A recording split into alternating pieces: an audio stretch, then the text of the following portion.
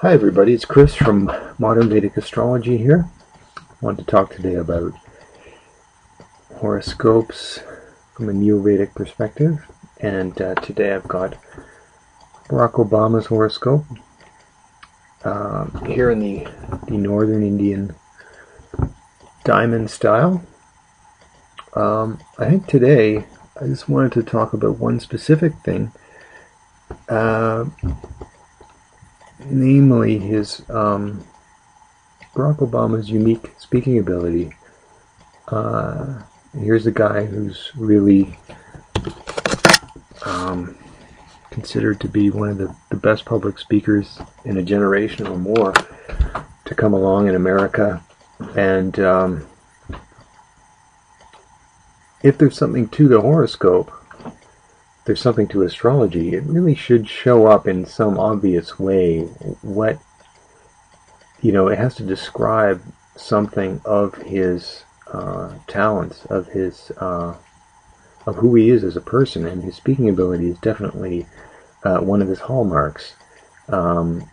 He speaks with intelligence, from a great educational background, and also has a poetic flair to his words. And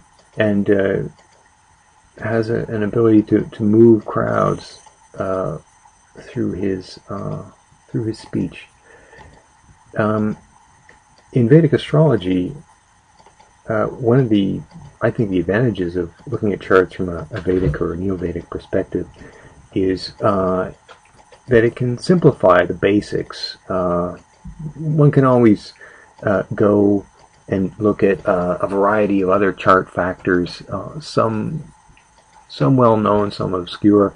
But the beauty of, I think, Vedic astrology is that it can simplify things down to just 2 or 3 basic elements, and you can derive a lot of useful information about a person that way.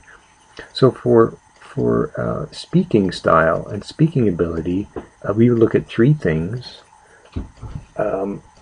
The second house, right here, this is the first house in the Northern Vedic style, Northern Indian style, Capricorn rising there.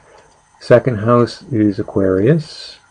There's the second house. Second house rules family life, wealth, speech. Second house rules the mouth. Each house, of course, is representative of a different part of the body. And the second house is head and the mouth, so it's natural that it would be associated with speaking in that way. And so you have the second house, and we have the second lord, or ruler. The second house is Aquarius, and it's ruled by Saturn, which is right there. So Saturn, in Obama's chart, should tell us something about his speaking ability. What else? Well, a third thing. Most of these personal characteristics are also governed by a specific planet. So, Venus will rule love or marriage, and the moon represents the mother or the home, and Mercury represents speaking, or a person's ability to communicate. And here's Mercury here. So you see, from these 3 things, second house, the second ruler, Saturn, and Mercury, we should be able to come up with a fairly condensed, concise, maybe that's the word I'm looking for, a concise picture of speaking ability, and perhaps, hopefully, a way to understand why Obama has this incredible gift and how it might be reflected in his horoscope. Okay, let's just run through the drill here. Second house. What planets in the second house? Yes. Here's K2, the south lunar node. K2 is normally considered to be a malefic planet, a negative influence. But you really have to take that with a grain of salt. The nodes in general are very changeable, and they respond to different influences. If they're aspected by good planets, then they often can deliver very good results. If they're aspected by bad planets, then the opposite is true.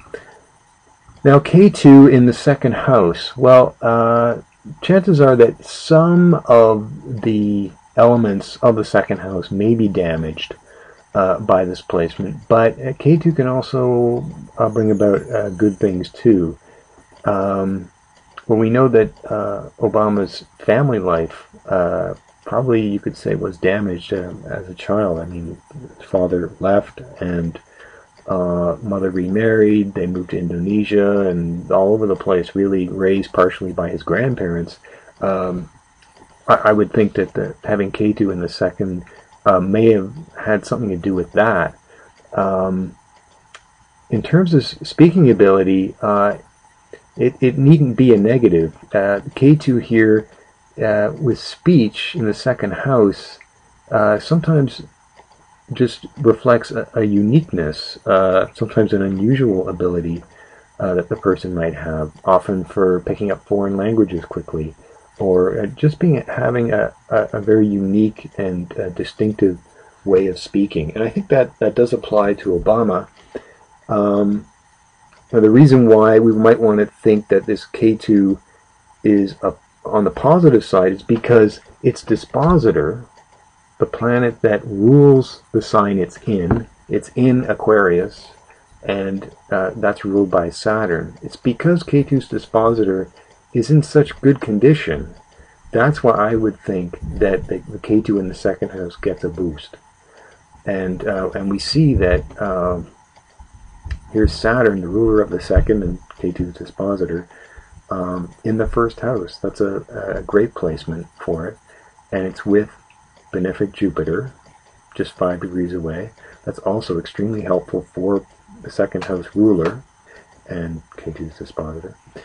And it's aspected by Mercury and the Sun. The closest aspect, most influential aspect, will be the one that's closest. And Mercury is just 7 degrees away from an exact opposition. So that's quite positive. And if you notice, there's a nice sort of